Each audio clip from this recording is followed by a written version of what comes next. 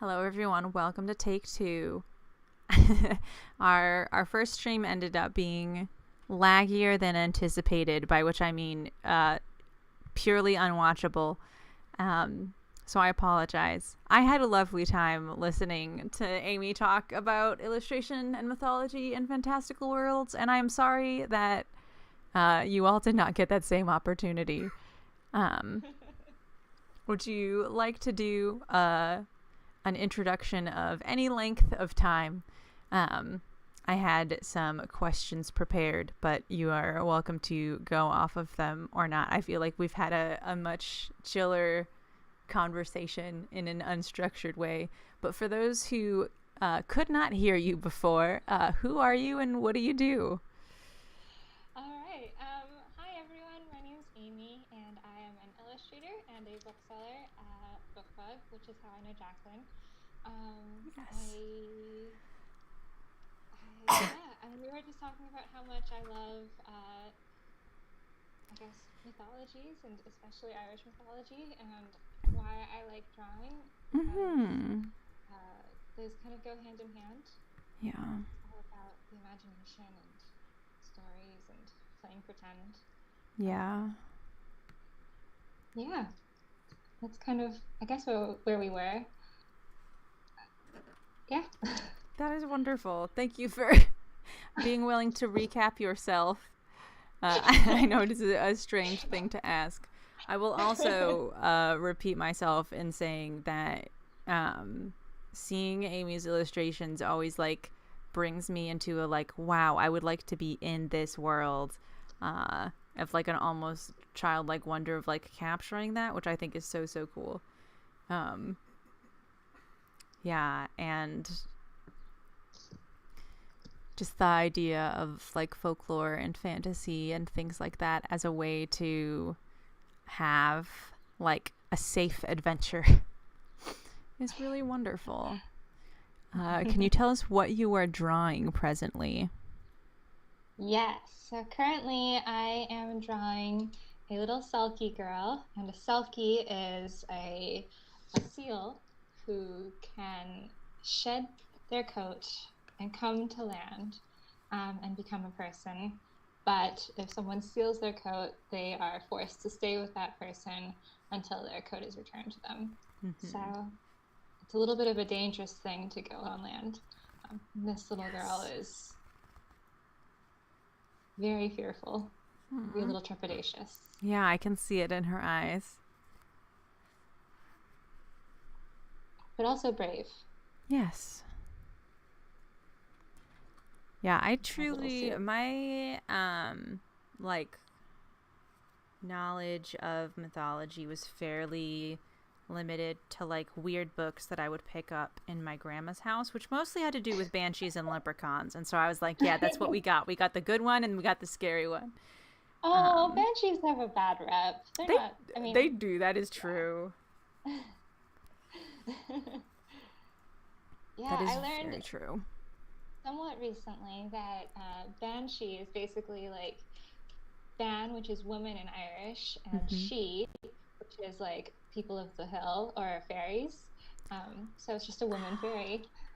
That her cries, that she cries when someone's about to die, either in her family or in yours if you hear it. So Yeah. yeah, she's not a, I guess she's a, how do you say the word, harbinger of doom, but she's not bringing the doom to you. She's just saying, hey, something bad's about to happen. Wow, that is a strong Bruno Madrigal vibe. It's not her fault. She just told you. She's just saying, hey, this is gonna happen. I also love the etymology there. I feel like, yeah, there are so many words that have become frightening in association or become or taken on another meaning in association, but it's no, it just means lady fairy. Lady fairy. And that is all.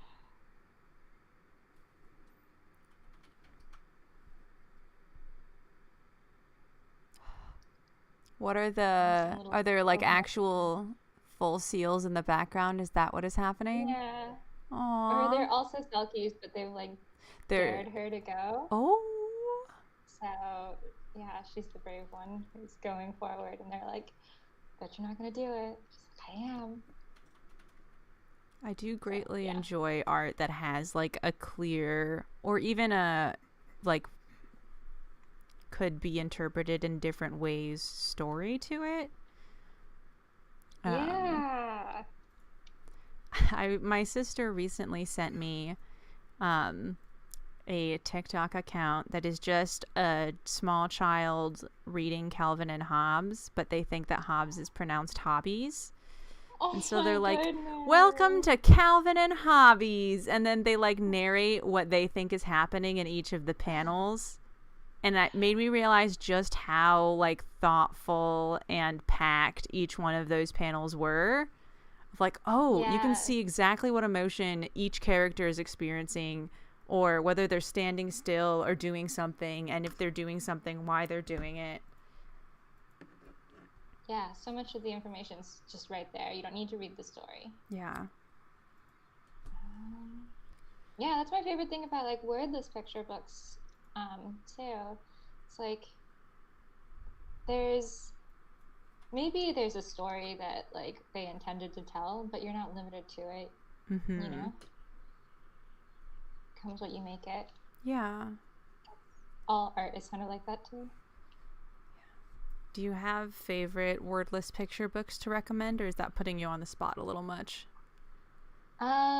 Well, the first one I ever like read or had read to me was The Gray Lady and the Strawberry Snatcher. Ah! I think it's by Molly Bang.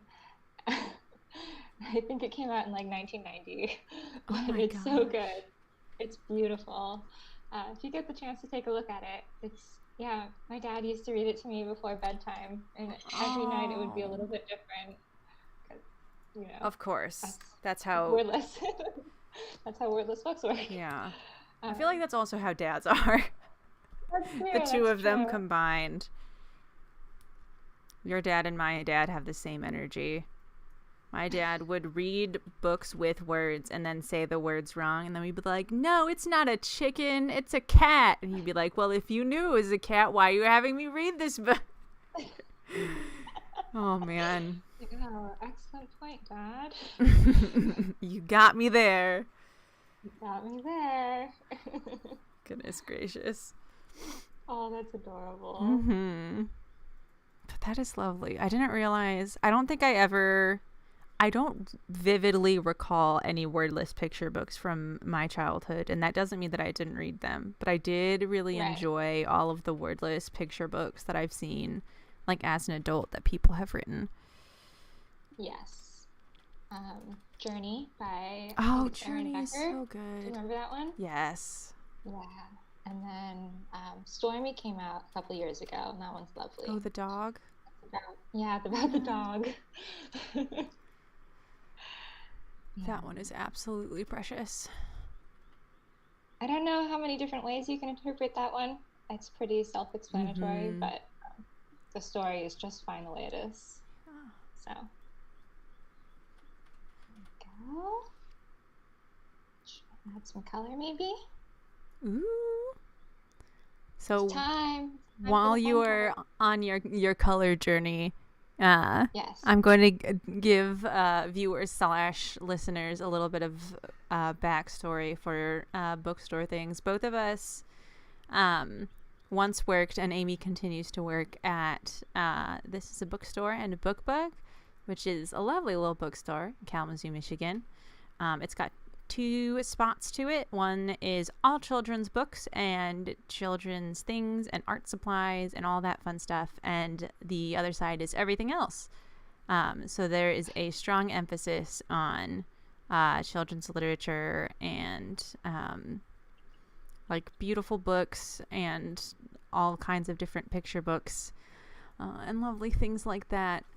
Um, so that is why we have the knowledge that we do. Although I'm sure a significant amount of your children's book knowledge just comes from your own interests and like connections with people. Working in a bookstore definitely helps. Yes. Definitely. It's literally part of your job. It's literally your job, yes. Um, If folks are looking for an idea of what it is like to be in a children's bookstore, Amy did a really cute comic an hour thing on Instagram. I'm underscore amiability, as you can see on this lovely little screen. That was just like a really good, like, it to me really captured what it is like to be in that little quiet space that like sometimes has like joy and noise infused into it, and sometimes is like a calm sort of liminal holding place for stories. And I was a big fan. I think it is a great expression of that. And before that, you had worked with several like self-published children's authors. yes. What was that experience like? It was good. I mean, I still do a few books, or I guess maybe like one book a year. So I haven't gotten tired of it yet. Oh, good. Uh, but it's really interesting working with someone who like,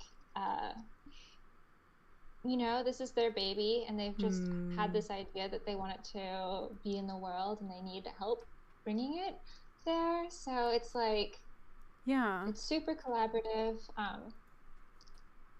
Yeah, it's kind of magical. It can be really stressful, but That I believe. Because, yeah, it is someone's baby. yeah, it's someone's baby. So you're like, let me just take it and make it my own. That's You're like, that's a big no. ask. Yeah.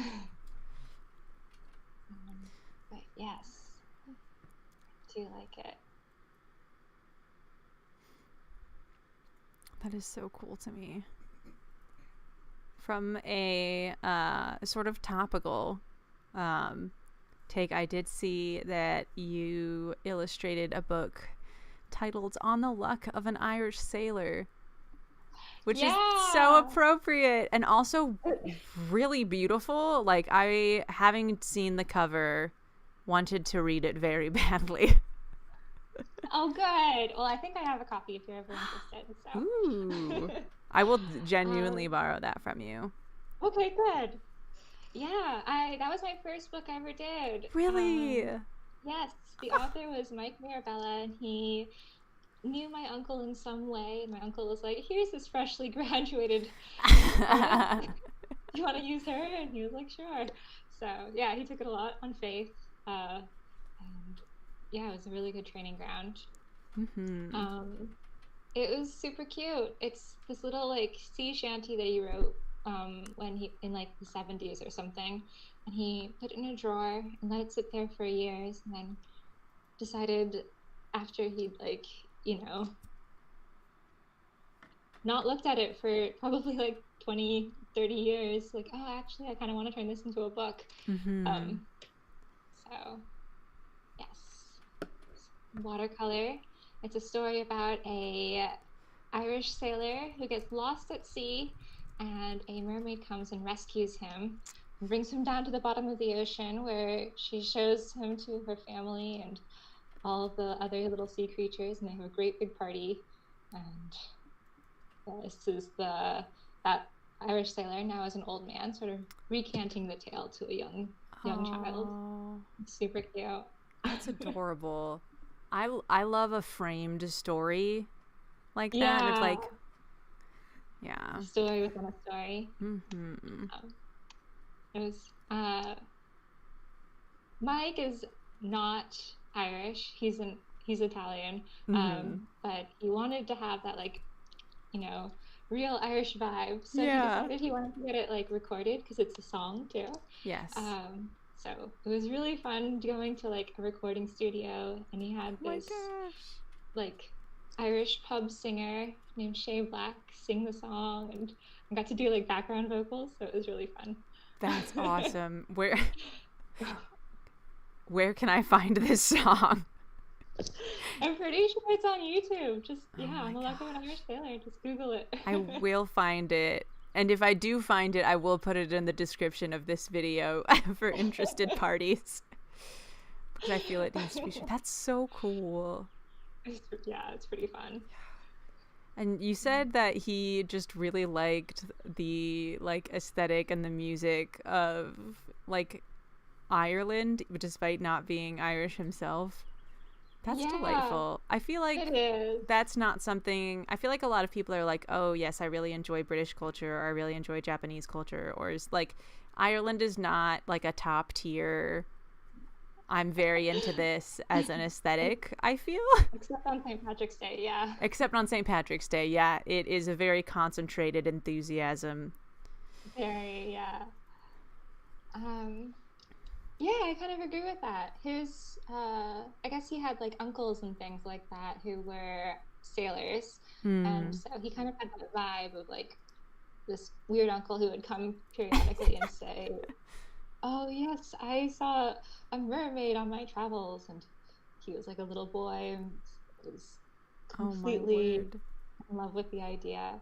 So he just carried that forever, which is really sweet. That is really sweet. Uh, we did a couple of what are they called? Uh, we went to bookstores and we presented the book and got to Oh, do a read aloud. But it's a song, so we got to sing it, sing aloud. sing aloud, and we'd also sing like other sea shanties and things like that. It was pretty funny. That's Dressed not. up as sailors, of course. Of Yeah. course. Was it what was the mix of children and adults who would listen? It was it was never a huge crowd, I would say. So like max 20 people, half of Hmm. them their children. Most of them like, you know, in strollers, and the parents just need somewhere to drop their kids off for a little while. Um, That's but still so you know, wonderful though. it's good practice. Yeah.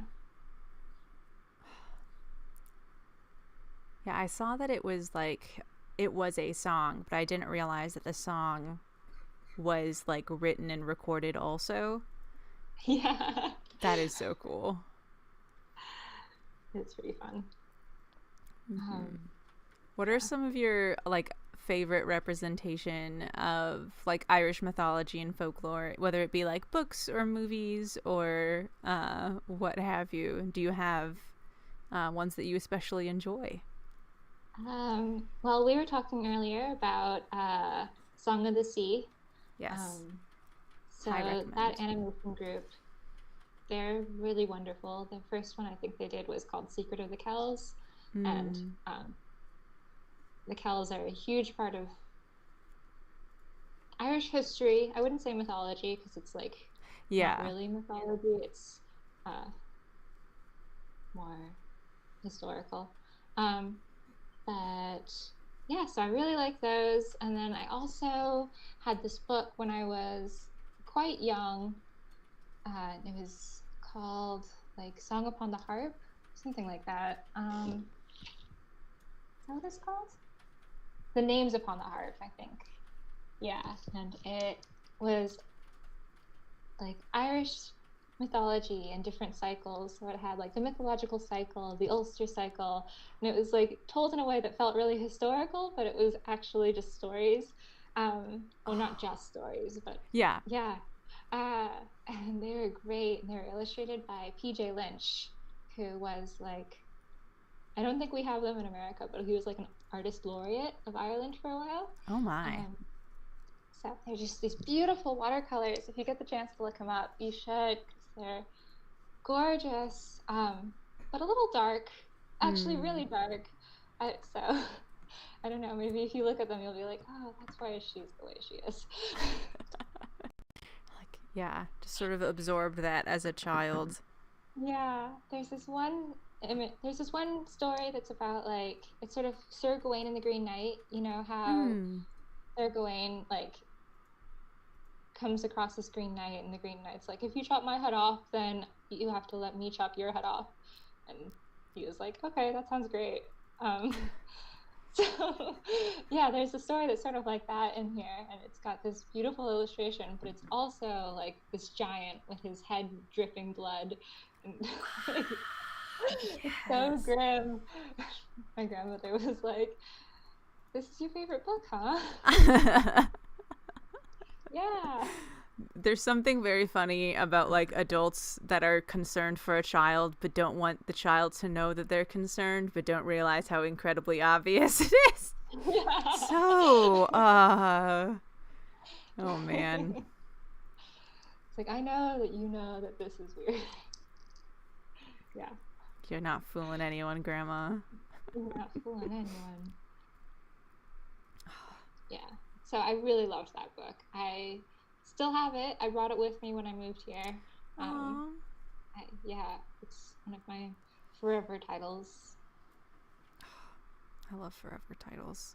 I went to Ireland a few years ago when I was in grad school, and I went with a friend during Christmas break because I wasn't going home, and it was just like it was kind of depressing to be. Yeah. Yeah. So we just went for a couple of days, and there was an exhibit for this book at Trinity College, except it was winter and it was Christmas, so it was closed. So I didn't actually get to go see it. So I just took a picture outside of the exhibit. It's like one day, but yeah. It's like so close, but so far. Yes. That is really sweet, though, that you're able to like take advantage of the kind of bummer of a situation. Yeah, right. They're in spirit. Mm-hmm. It also seems really like cool that there are versions of like actual history that are like told in a sort of like grand sweeping story way, because I feel like so much of that does get glossed over. Like there are a few there are a few bits of like historical figures that get their story told a lot, like Joan of Arc or King Arthur or what have you, but it tends to circle around, well, ish, yeah. King Arthur is one of those ones where it's like, yeah, that's on the border to be sure, but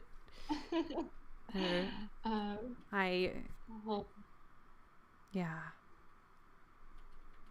that is really becomes cool. Legend kind of thing.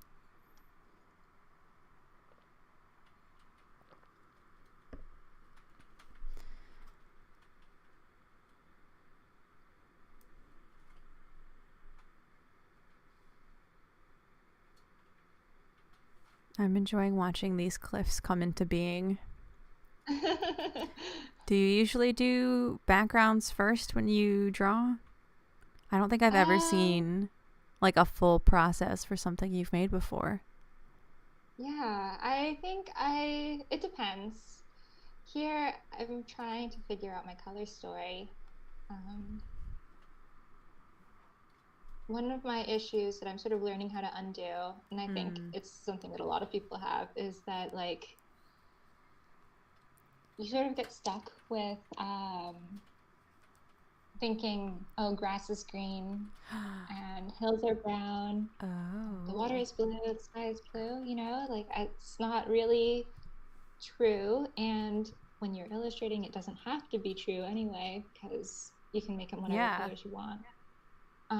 So I'm sort of like, yeah, you can tell I made it brown and then I made it green.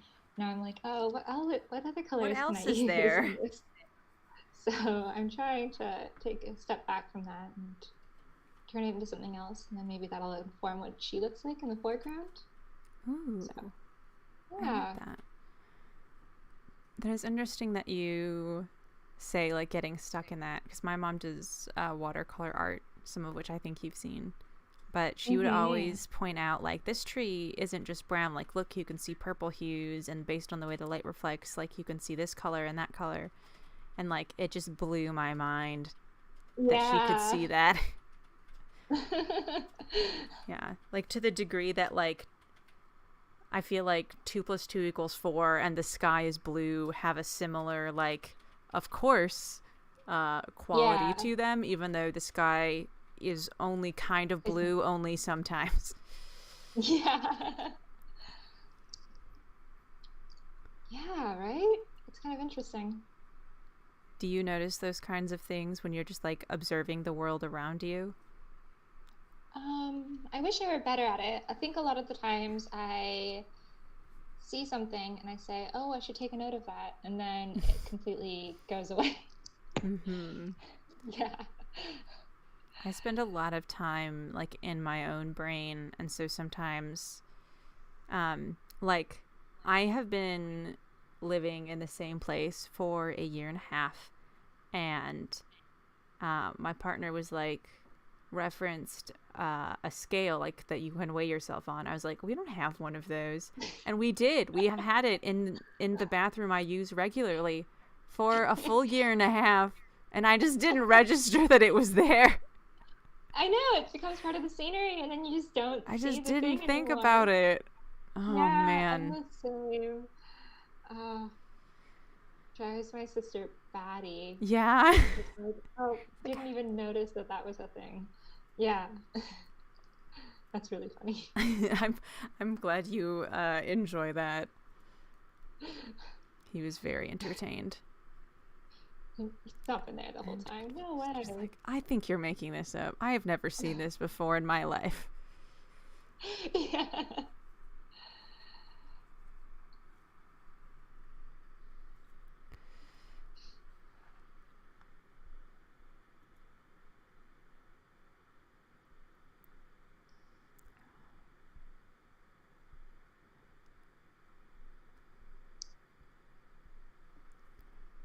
So what Pretty kinds of exciting. Go ahead, sorry. I was just gonna say it's pretty exciting watching it happen far away from me because I'm like It's seeing right it here on and also and also right there. Yeah. yeah, now that we have switched to voice only, I'm much more easily able to like check in on the illustration. So it works out great for me. Even though I know folks might want to see our faces, but they can see your art instead. Not missing much. Hmm.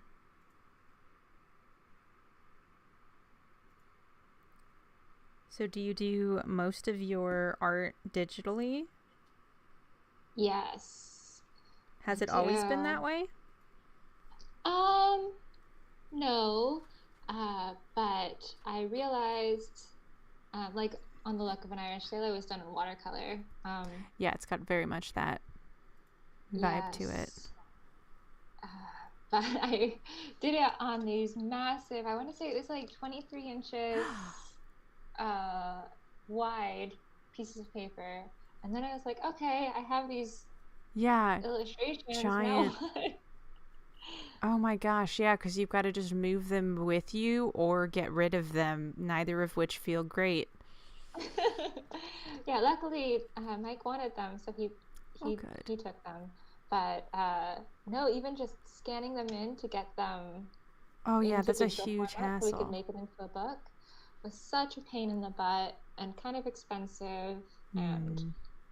it took me a while to get to the point where I was like, okay, I need to go get it professionally done. Because I'd be like, Yeah. I'll just take a picture in my kitchen, which if you want a professional Yeah, looking, you can't. not the way to do it. Yeah.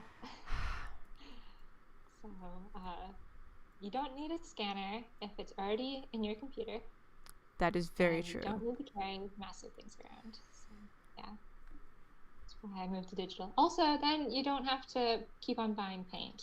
That is really nice. And you don't have to like um set up and clean up and Yeah. Yeah, working I hate cleanup. there's like a certain logic to working with layers that I really enjoy of like, oh, Yeah, this I needs to be an agree. inch to the left, boom, done. That is just like impossible in any other in any other Yeah. context. You can look at it as long as you want, it's still not going to move. Yes. So did you mostly work in watercolor before then? I don't know if there was really a mostly. Fair.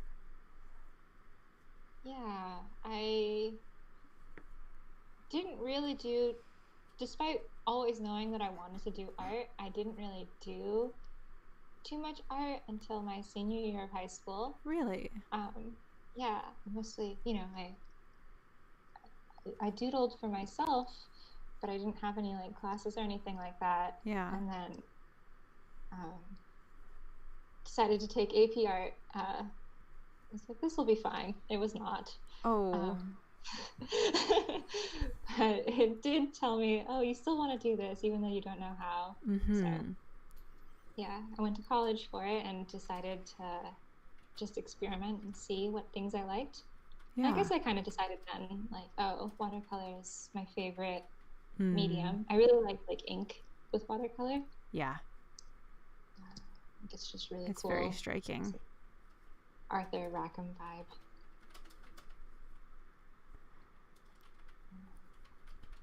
I didn't know that it was your senior year of high school when you started like doing art classes and things. Was it just a case of like not wanting to like codify it or not having the resources to do like traditional art classes, or are you comfy sharing why it is that Yeah, you I didn't think end up doing that?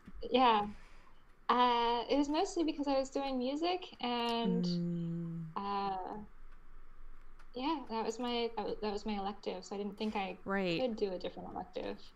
Um, yeah, it's just it That makes was sense. yeah. But you still drew. What did you like to Yeah, draw when you were a kid? Was it still like a fantastical thing, or was it something totally different?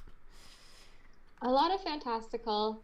I also like to do like, contemporary things with a fantasy element to it. Um, Mm. yeah, I'd create lots of characters and they'd all have like alter egos that so they'd go to school and be normal kids and then go home and have like, Wonderful reincarnations of King adventures. Arthur knights or something. Mm-hmm. Um, yeah, or they're like Greek mythological gods reborn and Yeah. they all lived in a house together.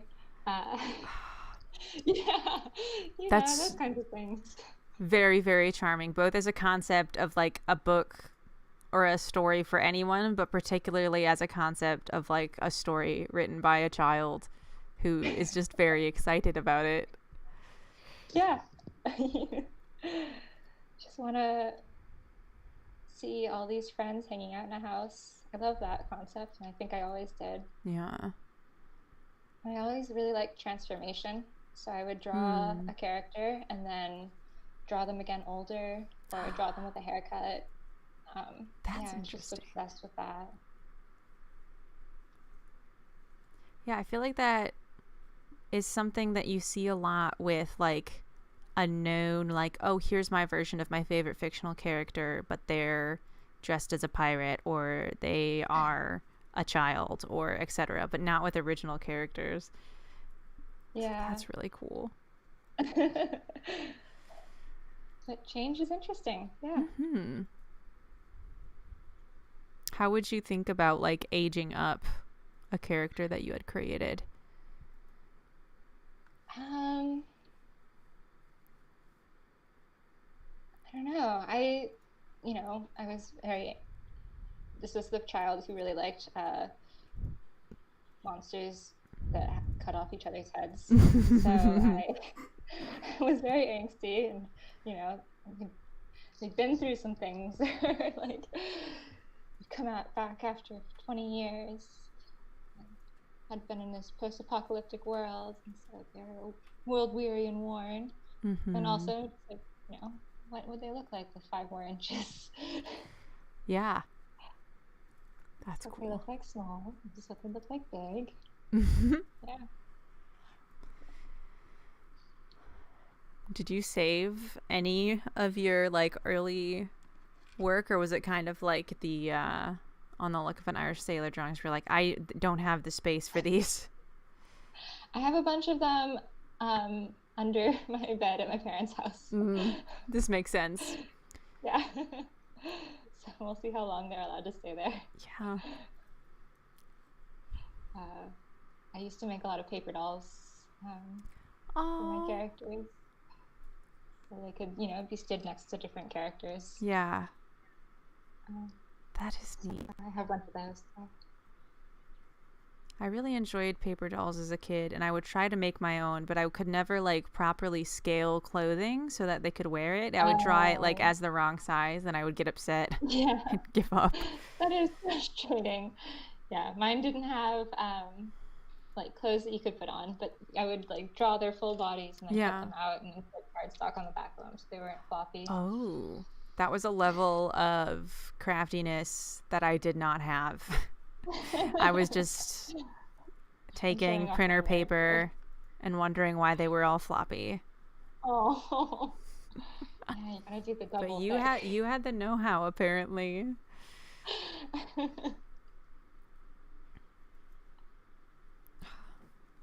That is lovely.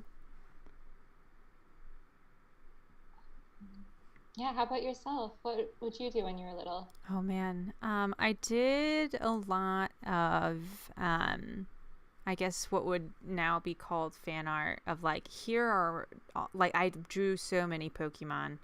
I drew a lot Oh of yeah. Pokemon.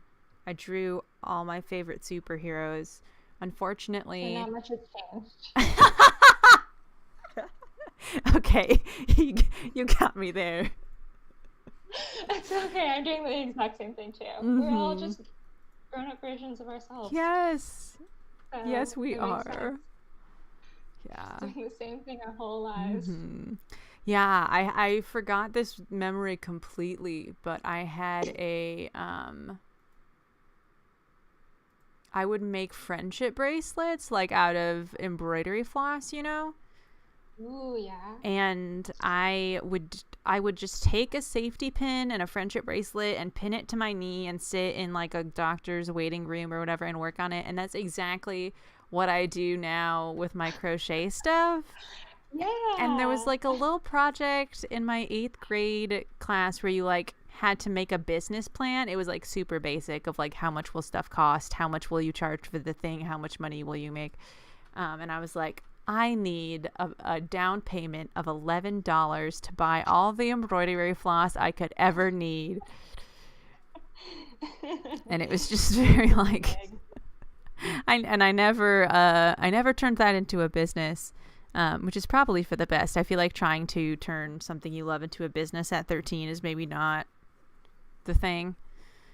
Right, you have to go into it with your eyes open. Yeah, very much so. But yes, we are grown-up versions of ourselves in many, many ways. Yes. That's very sweet. Yeah, I also did a fair amount of like comic book covers. So like it would Ooh, be, yeah. Spider-Man fighting Superman or whatever intellectual property implausible thing was occurring. I That's pretty also cool. drew covers for my version of Magic Treehouse and Artemis Fowl. Of Oh, like, yes. in my version of Magic Treehouse, they go to the moon, Um, this is the story I would tell. Sound luck. Yes. Hmm. I also had a That's really short cool. series. Thank you. I made in my manga phase uh, a very like here is a cool guy and all his cool friends and they have big eyes and spiky hair and I've never seen an anime Yeah. in my life but I think I'm very cool um, manga series um, and I had a superhero version of myself that I would make up stories for as I played, but then also draw. She was called the Yes. Magnolia, and her power set was Ooh. very. There was a magnolia tree in my backyard. I love it. I mean, that's how all superheroes get their name, That's right? true, yeah. Batman was like, That's facts. those are scary. I think people would be worried if I were to be into that. Yep. So the Magnolia, what were Yes. your power sets? My power sets were if I played Mary Had a Little Lamb on my toes, as Uh-huh. if they were keyboard like piano keys, then my glasses would turn into a mask so that you couldn't tell who I was, and I could shoot smoke out of my fingers, and I was very strong.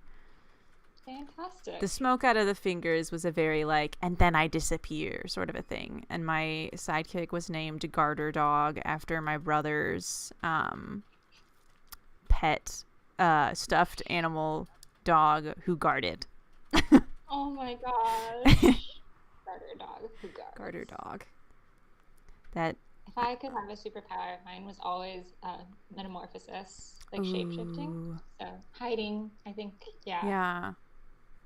I always wanted to be able to escape any situation. So the idea of like, and then I make smoke from my fingers and everyone panics because they think there's a fire and I can escape. Oh. Yeah. They'll never know. They'll never know. Who could that have possibly been? I don't know. Oh, Jacqueline has left the premises. But there was an 8-year-old in this room with a stuffed dog, and now she's gone. I wonder who it could be. Mm-hmm. I feel like that's true of like every superhero, though. Of like, all of the cases involving this one lawyer happen to have a vigilante come in and solve all of the problems. I wonder who the vigilante could be. The lawyer's blind, though, so it's not that guy. Couldn't be him. Couldn't be him. Maybe his twin. Did I ever... Oh, okay, yeah. I was going to tell you about Mike Murdock, but of course. The legendary Mike Murdock. Oh, man. So much bonkers stuff happens in comic books. Yeah. That's, yeah. Speaking of comic books being, or superheroes being the mythological equivalent of today, yeah, I think superheroes and mythologies just show how weird and silly humans are. Yes. Like, that's very well put. There's this one Irish story, and it's about this giant who, like, is bragging, and then this other giant is like, oh, I'm gonna get you.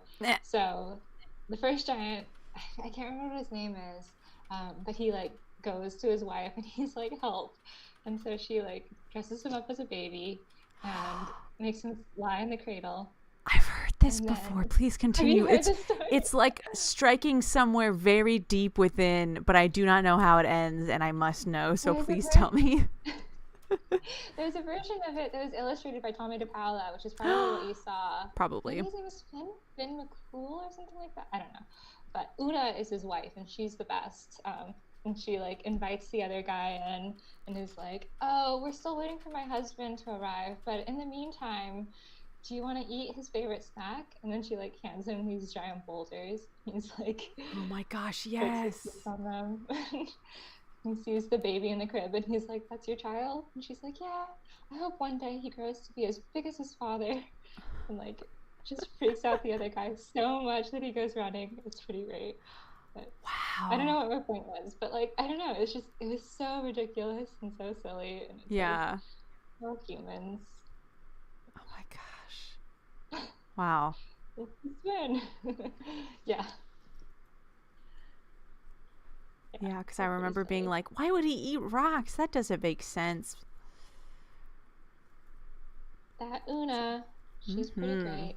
A clever one. Okay, got my flat colors down. It's a white seal.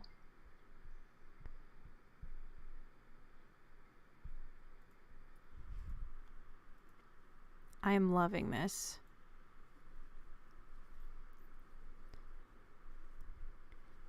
This is an update just for Amy because my camera is not on, but here is the body of the little Kelpie.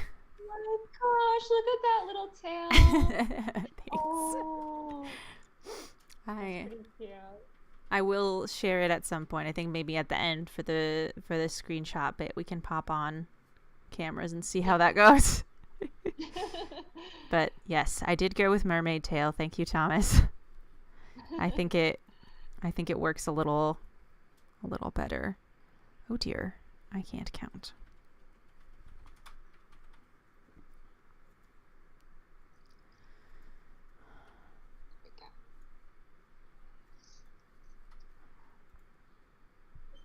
Yeah, there are kelpies, selkies, banshees, and leprechauns. I only recently learned that changelings have Uh-huh. um and like some werewolf stuff and a lot of the like fairy lore come from Ireland. I didn't know this. I feel like I should have, but that is just very Yeah. neat. Yeah, a lot of fairy lore. Yeah.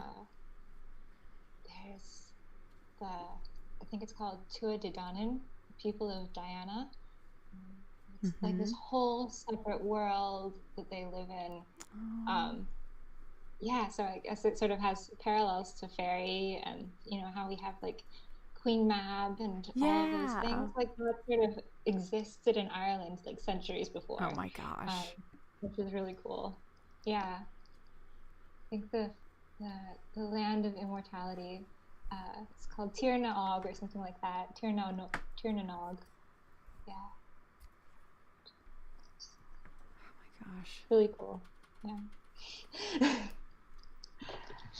Yeah, I feel like Whole mythology. there's a lot of homage to that in I read the Artemis Fowl books in like late Yeah. elementary school, middle school, and so much of it is like the Irish people and the fairies.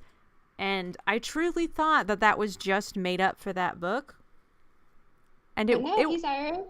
no, yeah, like so much of the stuff. I mean, it's obviously like tweaked significantly, and he has fun with it for the sake of children's books and adventure shenanigans. But like, Yeah. I don't know.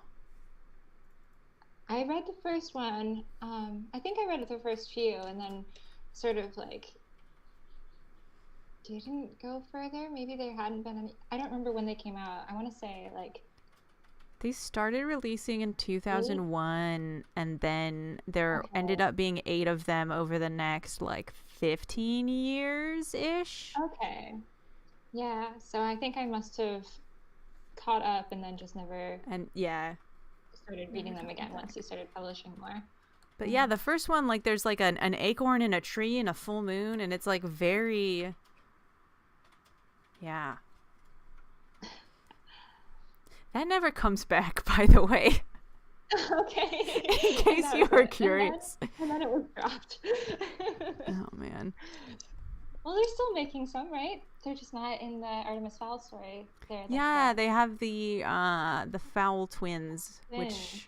um uh I guess minor spoilers for the end of the original series. Artemis is still alive and he's on Mars now because he has to be, or else the whole point of the story would be Artemis Fowl's brothers try to get in contact with Artemis to help solve this problem that has happened. Um, which I feel like is so often like in The problem Shang-Chi. with the It was genius. like, hey, where are the Avengers? I don't know. They're busy right now. We gotta take care of They're this. busy right now. Now you have to figure out a way to bench the superpowered people so that you can Mm-hmm. have this growth again. Yeah. Otherwise, you just have the one who's really good at it doing all the things. Yup. They're busy right now. He's You're on busy right Mars. now. Similar Fair vibe. enough. Butler is also on Mars. So they need. They have not yet introduced another. They have introduced another like spunky fairy girl, but they have not introduced a hard hitting butler man. Um,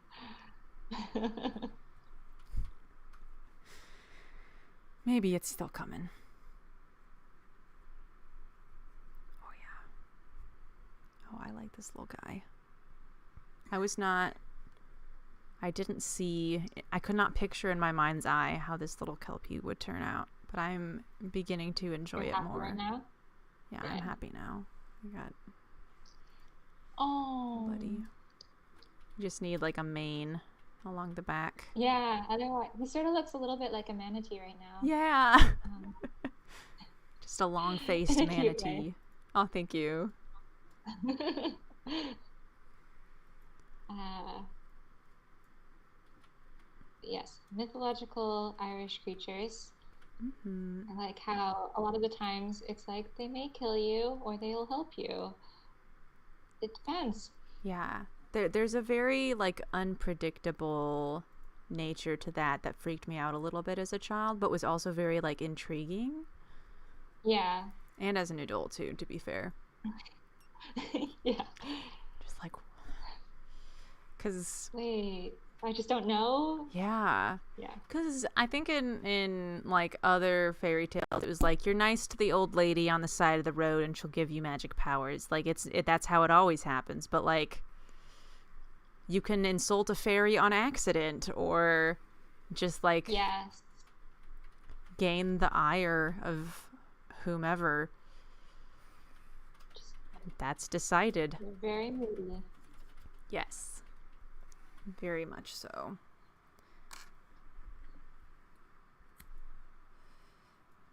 Hmm. Had a couple miles in.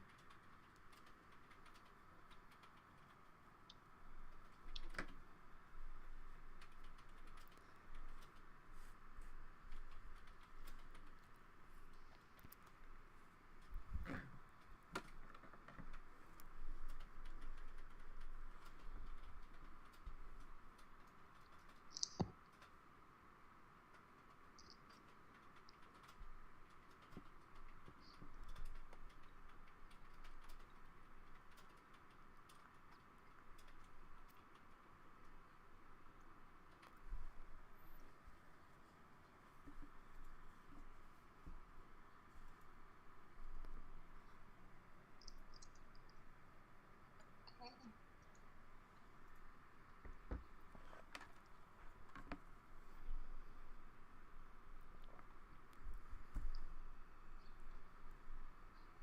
I'm a little worried that I will mess up this mane because I usually don't do any sort of like fringy things. I tried to make a lion once and it did not work out well for me.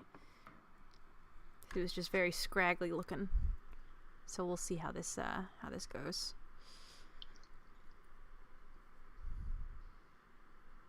A scraggly lion.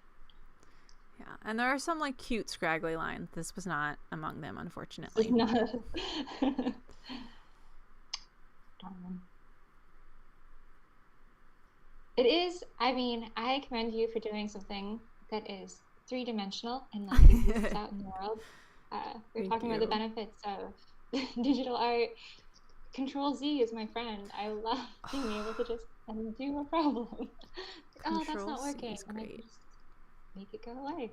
Yeah, I mean, it does make it so that sometimes you can just sort of forever be doing and redoing and redoing. that is Um, true. but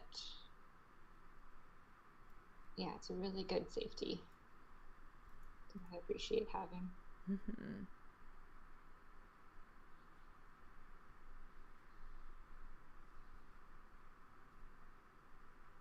I've completely forgotten what horses look like. I've just been staring at this thing for too long. Okay, I so the do that mane is too. only on the neck part. Cool. Just Ooh, the mane could be a different color. Do you think I should do like a lighter or like a white or a darker, like a darker blue or Ooh, a black? maybe a black, so it gives it that scary vibe, I like it. despite being really cute. Little buddy with a giant head. So scary. I'm scary.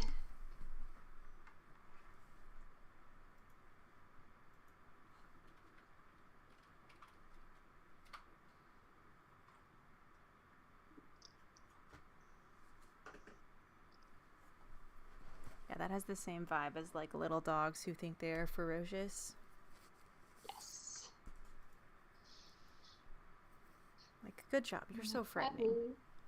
Yeah, so frightening.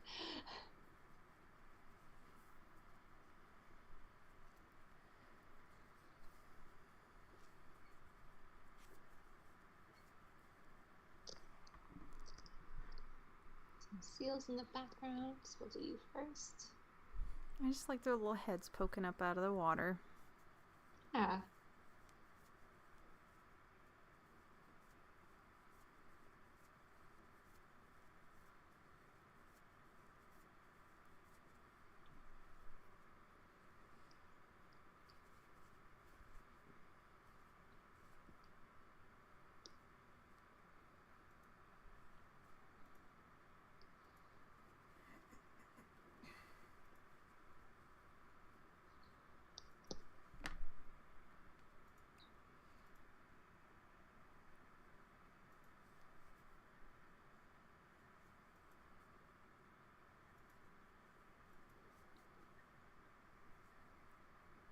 So another advantage of digital art is that you can sort of like practice freely without worrying about uh, wasting materials or like anything along Yeah. those lines. Where do you find yourself Yes. like just busting out a tablet? And what do you find yourself drawing when you're like, this is for practice time or to explore something new or something besides like a project that you've been asked to do? Right. I don't, I actually mostly when I'm just sort of doodling, it's traditional art. I use my sketchbook. Um, Oh, yeah, I want to do better about having like digital art free time and just sort of yeah. drawing whenever I feel like drawing. This is great because I like haven't done that in a really long time. Hmm. Been working on projects. That I believe. So yeah, too busy working to have fun. 'Cause, Oh, when they're the same medium, it's hard. that's very um, true.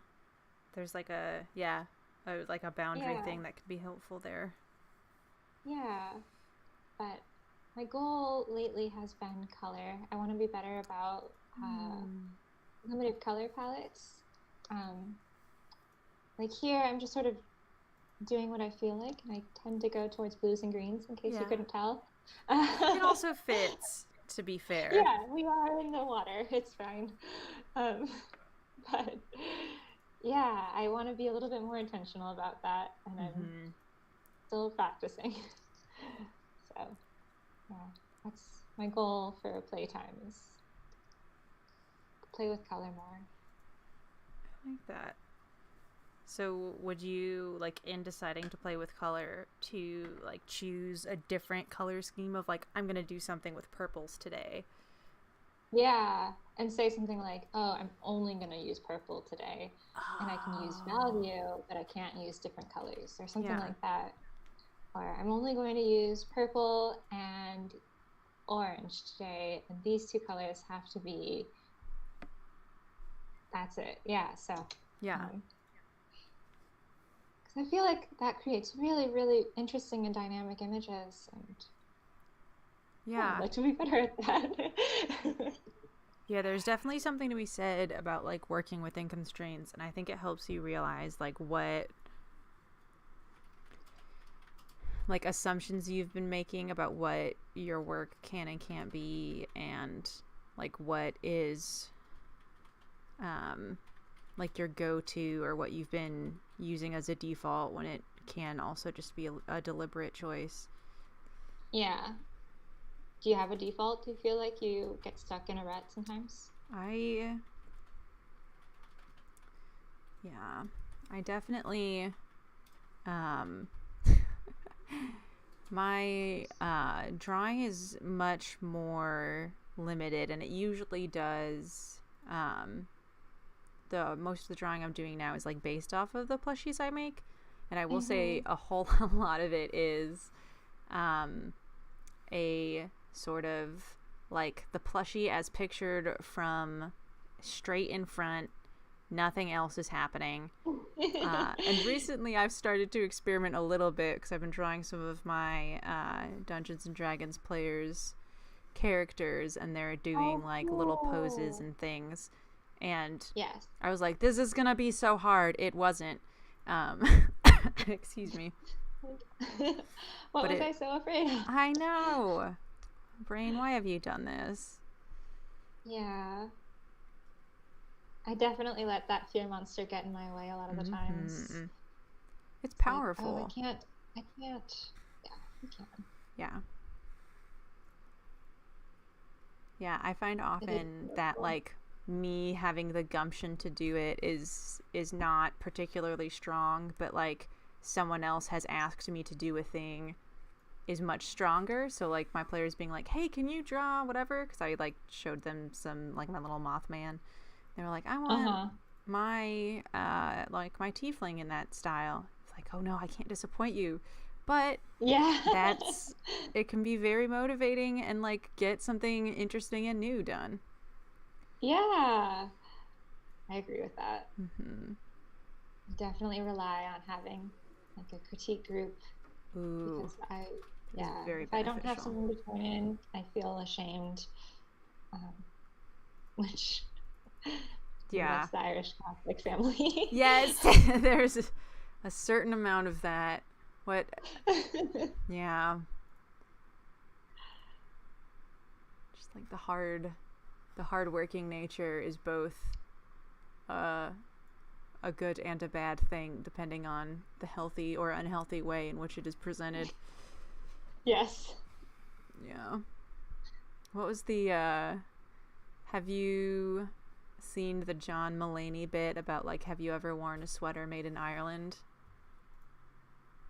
Ooh, I haven't. I thought I've seen all of his stuff, but I don't recognize that. Maybe I've forgotten. It's entirely possible. He is also comes from an Irish Catholic family, um, and his joke is about like have like they pride we both for our conversation and his like pride themselves in being able to like make it through discomfort. Like, have you ever worn a sweater made in Ireland? It's just like pure suffering and itchiness. Like an Irish person's Oh. just like, I'm gonna hold all my emotions right here, and then one day I'll die. And then one day. And that really got me. Oh boy. Oh, a woolly sweater. That's fair. Mm-hmm. Yeah. I have like a sensory thing with like pullover sweaters. It's cardigans or nothing, which is Huh. frustrating because there are so many cool sweater patterns that I could make and wear if I liked Yeah. wearing them. But Is it like alas. around your neck that bothers you? It's yeah, like around my neck, even if it's like I don't like pulling it over my head because I don't like the static. Oh, So if it like yeah. buttons in the front, I'm okay. Yeah. I could not tell you Interesting. why. No, that's fair. Well, thank you. Um, Yeah, I'm a big fan of hats though, and I make many of those. So it all works out. except for it. My favorite sweater I got from Ireland. I think my mom gave it to me actually. It is a button up and it is wool, but it's so soft. Aw. I don't think I'm trying to think now if I've worn it without something underneath. Mm-hmm. But yeah, it was like my go-to thing that I wore every day this winter. It's very comfy. Yeah. I like go-to warm things. Yeah. And there's also something very pleasant of like feeling like you're a cartoon character of like, this is my uniform. Yeah. Do that thing where it's like all of your outfits are the exact same outfit. Yes. I wish I could get away with that. No, I would love that. I'm like, oh, I can't work 7 days in a week because I need to not, like, I don't have enough clothing to do this. And Yeah. just, yeah, choosing clothes is really hard.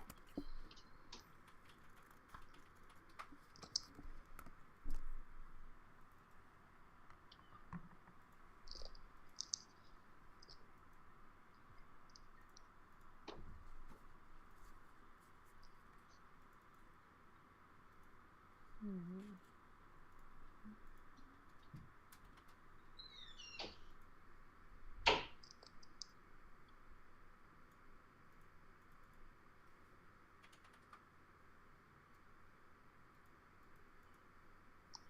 So when you are looking at your horses, is that something that you are like, that you do a lot is try to find reference photos?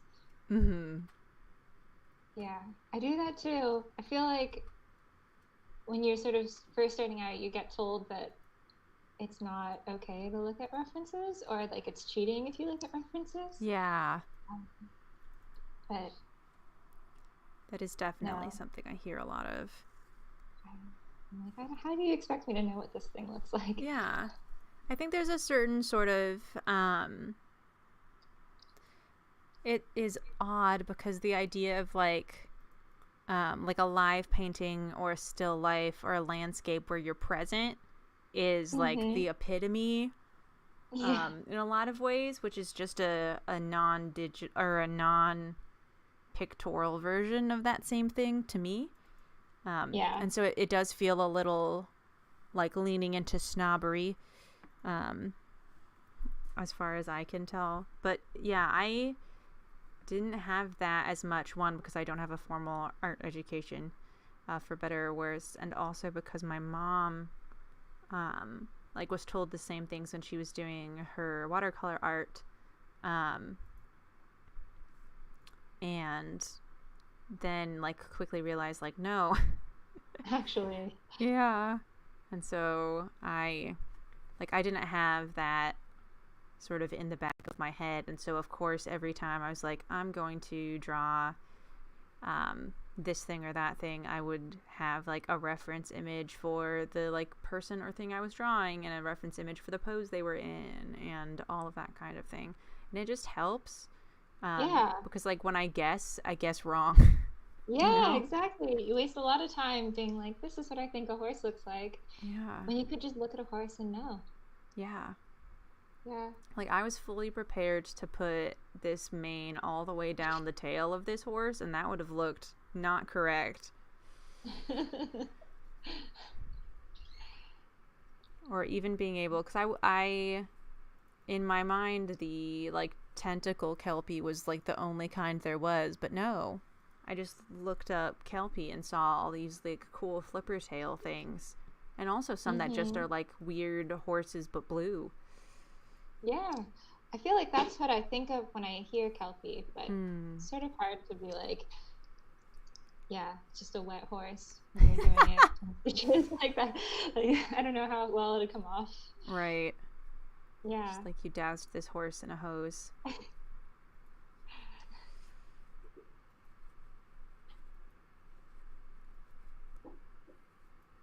Yeah, something that I also do a little bit, and usually it is for, one, the fact that I have my color palette is extremely, like, distinct. Like, I have this color of yarn, and I cannot have a slightly different version of this color of yarn, because that is what I'm working in. And also, like, the brighter colors stand out a lot more.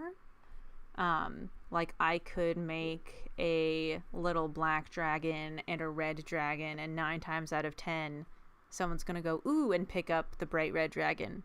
Like on Etsy or something. Yeah. Okay. Or like, I've seen it happen in person as well, Oh, okay. where like someone scans and sees yellow is always the thing for folks. And I think also because like I do a lot of rainbowy pride stuff, that the Yeah. yellow stands out in that context. So like Pikachu's a big, everyone's very excited to see Pikachu, and I think that has to do with the fact that Pikachu is adorable, and Yes. wonderful. But I gotta think of some more yellow things. Like maybe I'll try that lion again. Maybe I'll make all of the yellow creatures I can think of are Pokemon.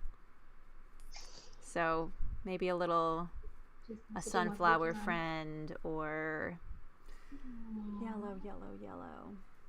an armadillo. An armadillo. Kind of yellow. That would be adorable. That is interesting. I wonder if it's just, yeah, humans are attracted to bright colors. Yeah. I think also with yarn, the bright colors show the fact that it's made out of yarn more clearly, Oh, too. that makes sense. Yeah.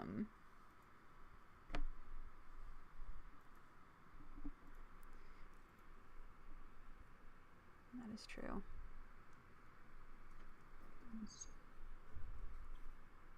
I do want to give, for you and listeners / viewers, a 15-minute heads up. What I usually do, I know you've seen at least one stream, Amy, but what I usually do is take a little screenshot near the end to then share on socials and etc., and have be the thumbnail.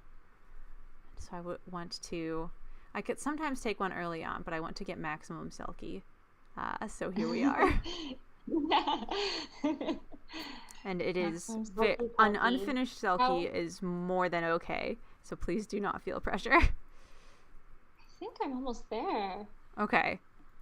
Or doable, you That's what it know? seems I to can me, make but I it. did not know what your like full vision for it was. I haven't done the beach yet, but that's about it. And I guess I haven't done most of the sky, but that's okay. Those guys can just sort of be like that.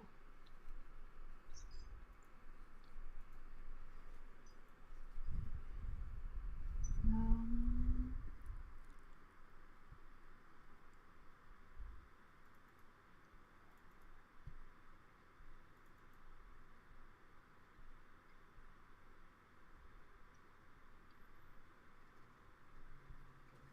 so did you do anything for St. Patrick's Day yesterday? I put on a very silly pair of socks. Um, Nice. it said they were green striped like Steve from Blue's Clues and said cheers in big letters on the bottom and had a little cat with a leprechaun hat on. Aww. And I went to my Animal Crossing island and put on a leprechaun hat and a green raincoat because it was raining and yellow boots. And I went around the island and gave everyone shamrock smoothies. Very nice. Mm-hmm. Spread the love. Yes. And I had potatoes for breakfast, but I feel like that for me is very typical and so was not a particularly Oh, celebratory. Yeah, there was I think it, nowhere. I think I was in my home for all or most of St. Patrick's Day, which was a-okay. I do me live too. near a college and grew up near a college, so to me St. Patrick's Day was just like don't drive anywhere, stay inside. Shelter in place. There will be intoxicated people Ah, everywhere. yes. Yes. Yeah. Yeah. Don't need to party hardy. No, I am not the partying type, Nope. except for a craft party. Yes. Nice.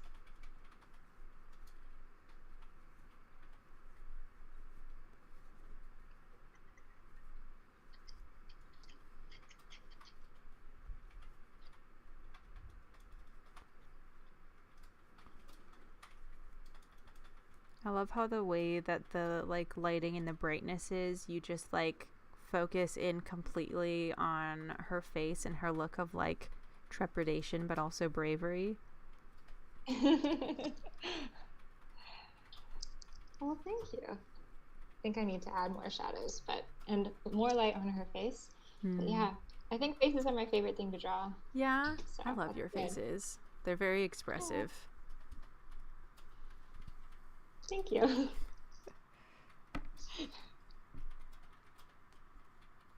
Definitely think my style has evolved from just growing up as a 90s child with Disney Mm, characters. People can see that. yeah. Do you like, is your evolving style something you're aware of as it's happening, or is it more of a like you look back and you're like, oh wow, I used to draw like that? Um, yeah, I don't know. I guess it's a little bit on purpose sometimes. Like Mm-hmm. the way I drew my eyes has changed a little bit, and it isn't because like I didn't like it before, but it was because it was really complicated. And Ooh. it's like, why do you need to spend 20 minutes on this thing if you can spend 5 minutes? So there's like intention there, but Yeah. then you sort of forget, right? And then you look back and you say, oh Oh yeah, yeah, I used to do that. let's do that thing. Um, yeah, I probably see it mostly in color. Like that's something that I think I've Mm, always struggled with. And, yeah. I've already mentioned my goals for the future, but I think it's something that I'm like, you know, seeing that change is cool.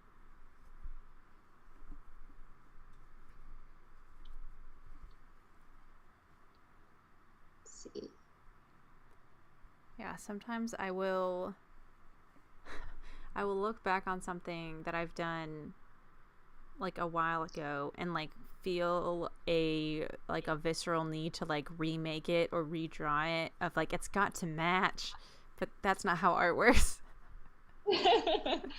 Although it is really cool when you see the people who do that thing where they like create a new version of the same piece. I don't know what they Yeah, call that. That's like a hashtag or it something. is. I've seen, it's so cool. And to realize, Yeah. especially if you've been following their work for a while, to be like, oh yeah, they did, yeah, start doing like bright yellows, or they're like, things are more like rounded and cutesy now than they used to be, but I didn't even notice. But like the Yeah. stark, I know. Just stark contrast between, yeah, Yeah. I think that's so cool.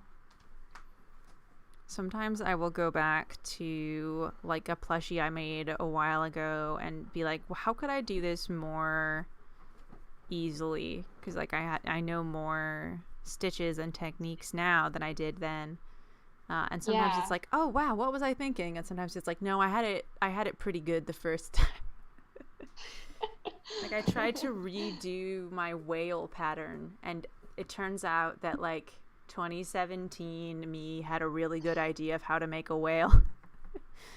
2017 me did not have a really good idea of how to make a ladybug though. So, So sometimes it works out and sometimes yeah. it doesn't. Nice. Do you feel like you've changed a lot since 2017? Like that doesn't sound like that long ago, but it was a while It ago. is 5 years at this point, which is very strange. I feel like um the pandemic has a similar effect as like the new year. Like if someone says 1995, I'm like, okay, 5 years ago. Like Yeah, just that's yeah. how it works. So I'm like, oh yeah, it's been 2020 for a long time. Um, Yeah. but yes, it was 5 years ago. I think I, because back then for plushies at least, I did a mix of making stuff up and other people's patterns, and now I do all my own stuff. And so it's definitely more cohesive, and I've like developed a style.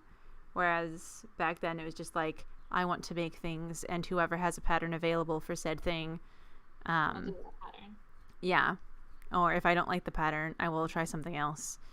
Um, whereas, or I would try doing things that now I wouldn't, like something like a cube. I would not make a cube. I do like a lot of rounded things and squishy little things, and um, again, those bright colors. I kind of Mm. stumbled into bright colors on accident because of all of the Pride stuff I did, and then I noticed that people were way more jazzed about like, here's a whale that is dark blue, and here's a whale that is like the pansexual colors with bright pink and bright blue and bright yellow, and like, interesting. And so that sort of became my style, um, of doing those more vivid colors and then changing some things um, as I went on. Do you But feel like having those vivid colors, like that's true to your personality too? Besides it just it being it wasn't at first, because at the time that I started, I was doing it while I was working in a test lab, so like no sunlight, all science. Um, I got out at like 10:30 and it was dark outside, and so Oh I my was just like, God. that was my life. And then after that, I did a brief stint as a literature program facilitator, and then started working at a children's bookstore, which had a very different, and I liked it more for a variety of reasons. And one of them was like I was around artists, and around art, like a new beautiful books were coming in all the time, and I was just surrounded by it, and I started to Yes. like absorb that a lot more into my self-expression. um, like now I sort of dress and carry myself and at times speak a lot more like an art teacher than a researcher.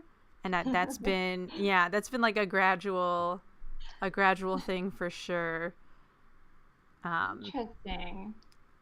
But I think also the like continuously making those bright colored things and then starting to actually like them, and then wear colors like that, because I used to be a very like, we got dark blue, we got gray, there's some black in there, like I have so many dark blue shirts and things that are from that time.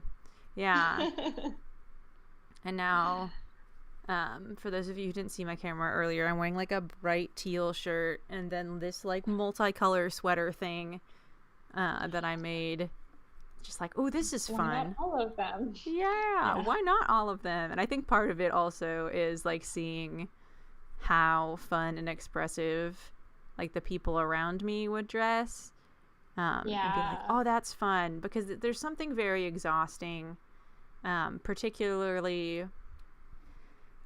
being often one of the only women in a group, but also then to be the only one wearing like a sparkly sundress was also like, okay, so you're the quirky one. It was just tiresome, and I didn't like dealing with it. Yeah, that's fair. But it is, the bright colors are more me than they were at first, to answer your question, and thank you for asking. I had all of these like, oh, I want to find out more about like Amy and her work questions, and then you like bounced them right back at me in a wonderful way, so thank you. Well, I'm curious about you too, so I guess I'm like, oh, interesting. there's a sneaky way. No, I think my favorite conversations about art are like, you know, you learn what's driving the other person. Yeah. Very much so. It's always different. It's never the same. I love that. That actually sounds like a lovely note to end on, both because that's a wonderful sentiment and because of where we're at in time. So that worked out beautifully. Good. I would like to offer thanks to everyone who tuned in. There are a variety of resources in the description, including a link to Amy's website and portfolio, which I would just look through for fun because it's very enjoyable. Do you have any final thoughts, Amy, or things you would like to like promote or share, whether like projects or organizations or things along those lines? No, I didn't think of anything, and now that I'm on the spot, I You will never know. So nope. Yeah, check out my art. Come to the bookstore if you're local. Yes. Bookbug is a lovely place to be. It is. And you can still see traces of Jacqueline hiding places. Aw, I'm in there. You can. My first thought was, my handwriting is. Book. What's it called? The recommend. Yeah, so I wrote the words. Well, I stole the words from the book. All art is stealing. And you drew a beautiful picture from the movie. Oh man, I'm glad that's still out there. Yeah, go to BookBug just to see the Princess Bride rec card. If it's not there, enjoy the many other delightful things that are there. Yes. I do have some Janity adjacent housekeeping. All Disney properties that have plushies or stickers or whatever in my shop for the month of March. Half the profits from those are going to be donated to Equality Florida. So you can also donate directly to them if that is more your jam via the link in the description. I will also be this weekend announcing a trans takeover for Trans Day of Visibility. So if you are trans and would like to share your art or your story or yourself or your favorite superhero, what have you, keep an eye out for that. Next week's stream will be same bat time, same batch channel. And I think now the time has come for our silly screenshot. I'm going to try. putting us back in there. Yes. Our like screenshot's just gonna be us frozen mid words. Like, yes. I'll wait until we have acceptable expression on each of our faces. Display capture? Well, that's not it. I will tell you. There's one called. No, that's not it. Other one. Oh. Wonderful. Wow. Okay. All right. Here we go. Smiles all around. All right. Thank you.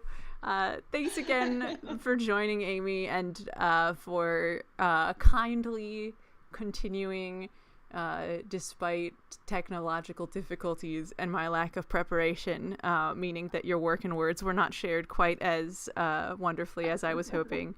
But thank you for sharing them nonetheless. I really appreciated having you and being able to chat. Yeah. I was entertained. I don't know. Oh, good. Else, but I had a great time. I'm glad to hear it. See y'all next week.